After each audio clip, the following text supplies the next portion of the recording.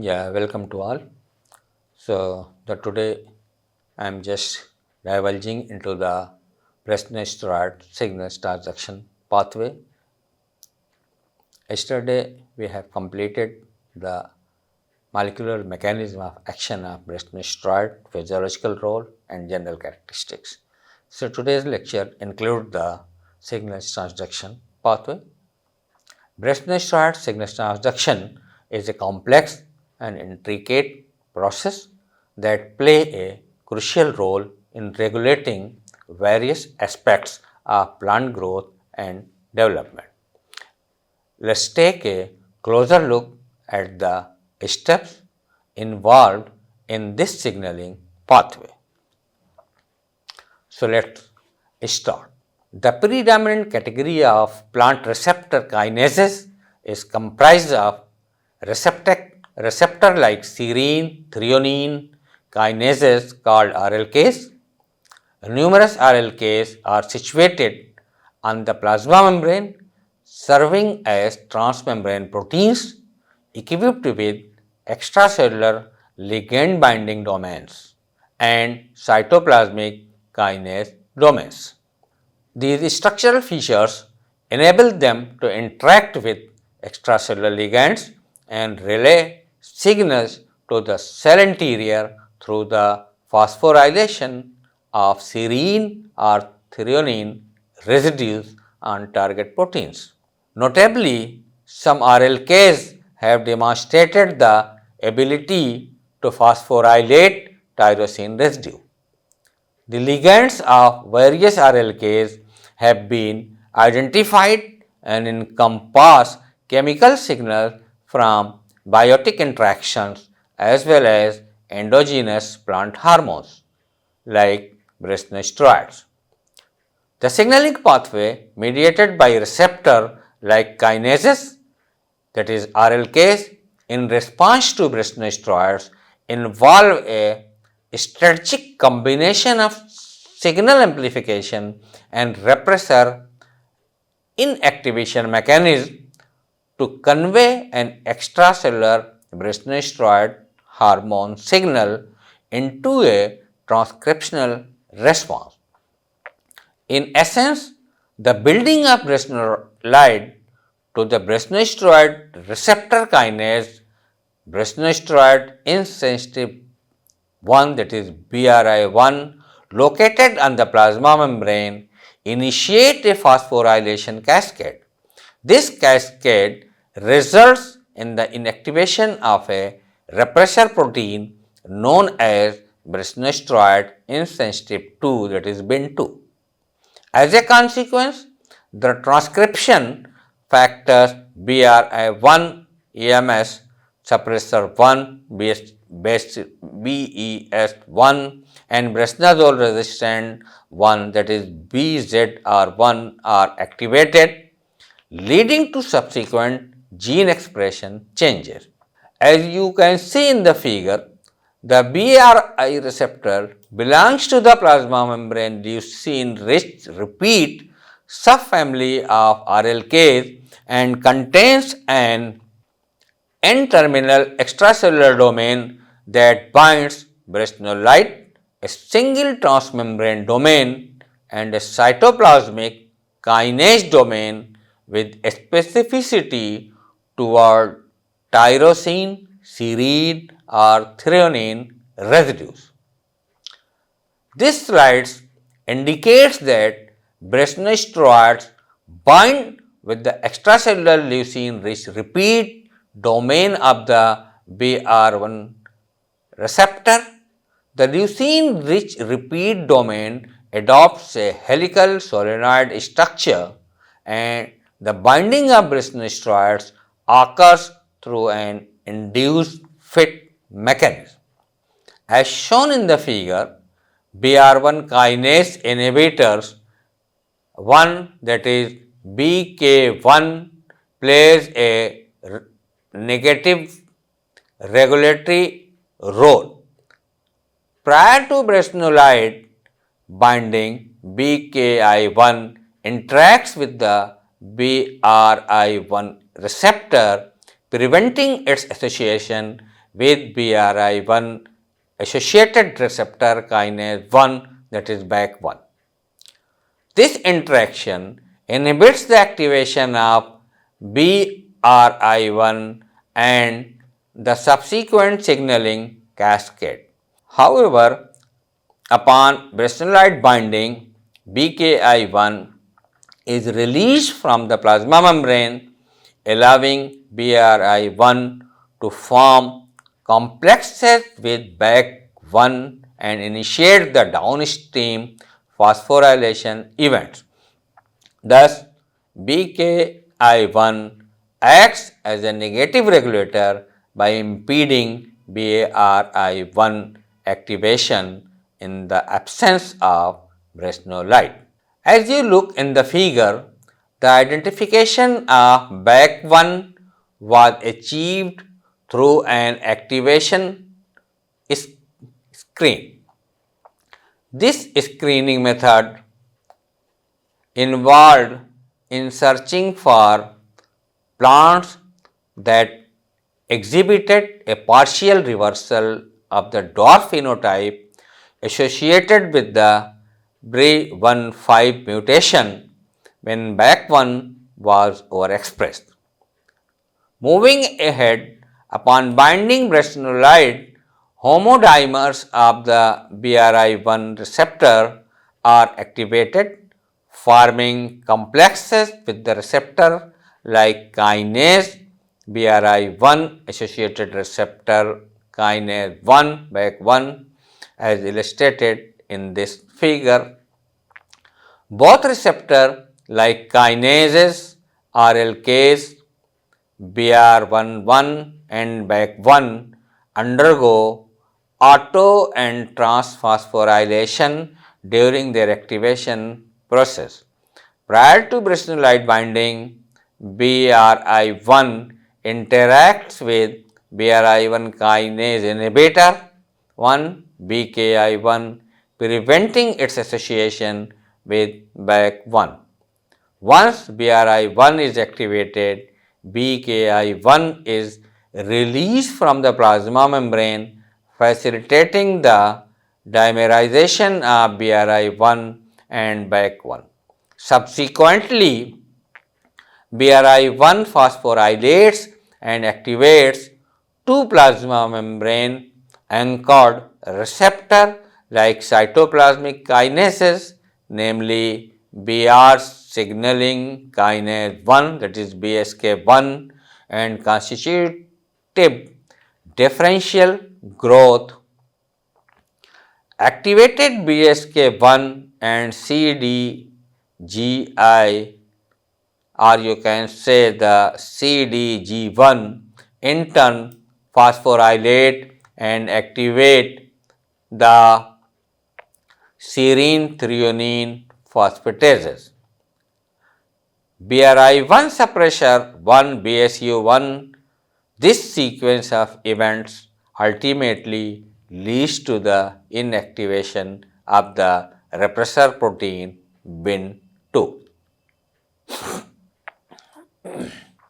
As shown in the figure, the interaction between BRI1 and BAC1 involves a double lock mechanism.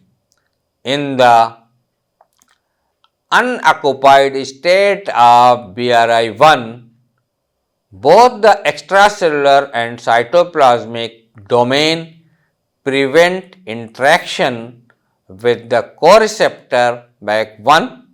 However, when BRI1 is occupied by brassinolyte, the phosphorylation of BRI1 kinase inhibitor 1, that is BKI1, leads to its dissociation.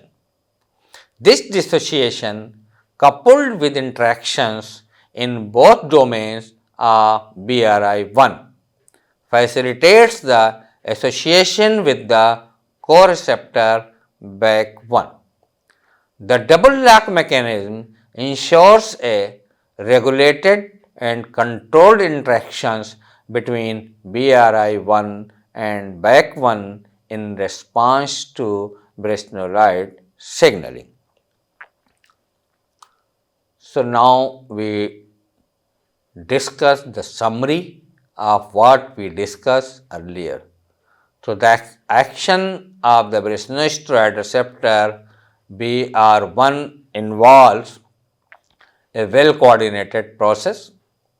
In the unoccupied state, BRI1 prevents interaction with the coreceptor BAC1 through both its extracellular and cytoplasmic domains.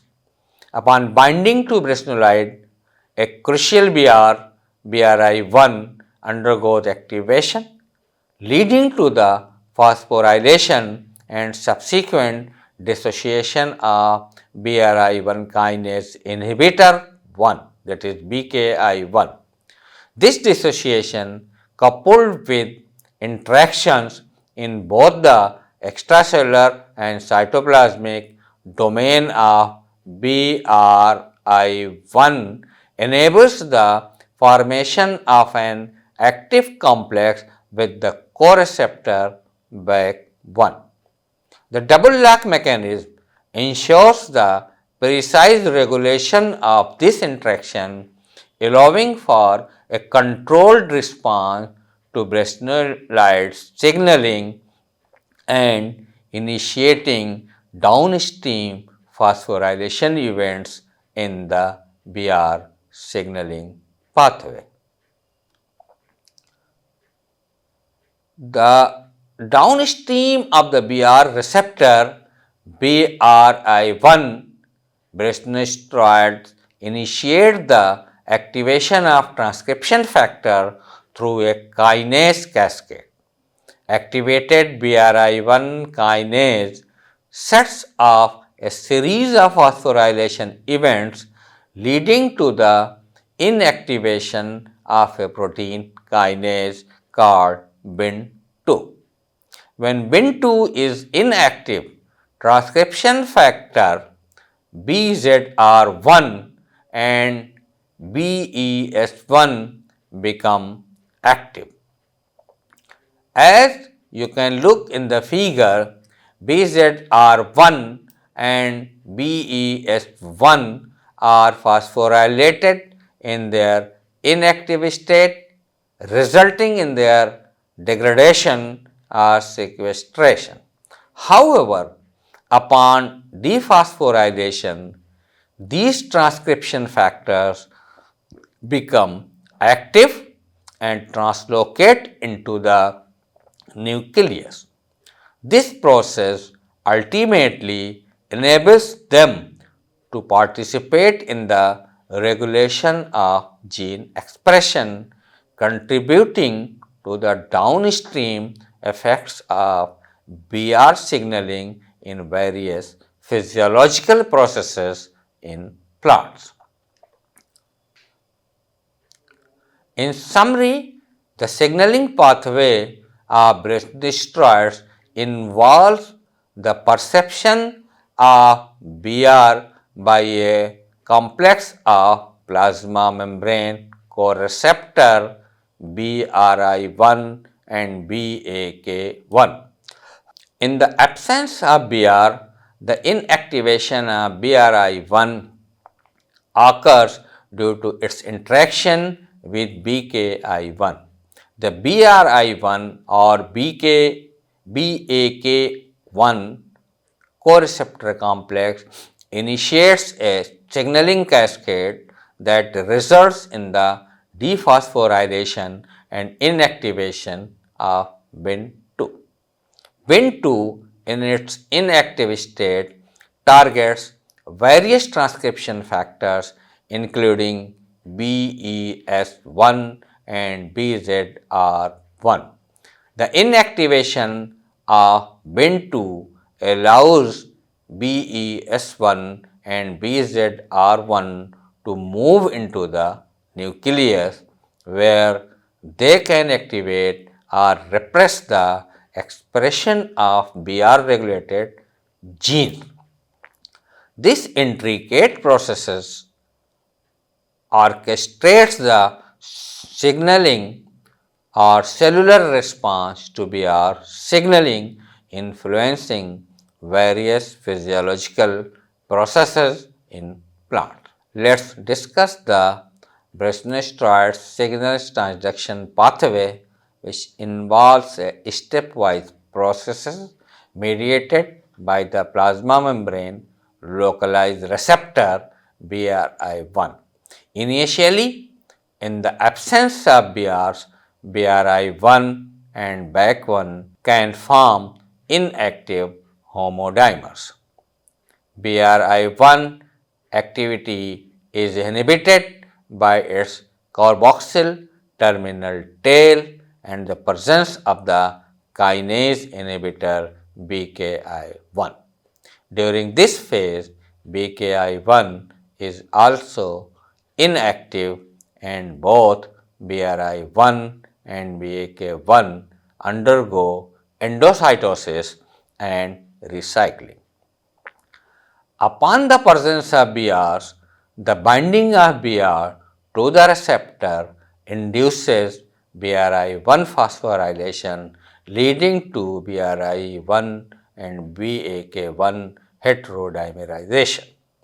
These interactions brings their cytoplasmic domains together, facilitating transphosphorylation and activation. Subsequently, activated BRI1 phosphorylates BKI1, causing its dissociation from the plasma membrane. A subset of 14-3-3 proteins may assist in BKI1 dissociation. The activated receptor complex comprising BRI1 and BAC1 then phosphorylates BR signaling kinases BSKs. These activated BSK protein in turn activate the BSU1 phosphatase. Activated BSU1 dephosphorylates Bin2 kinase, resulting in the degradation of phosphorylated Bin2 by the proteasome system.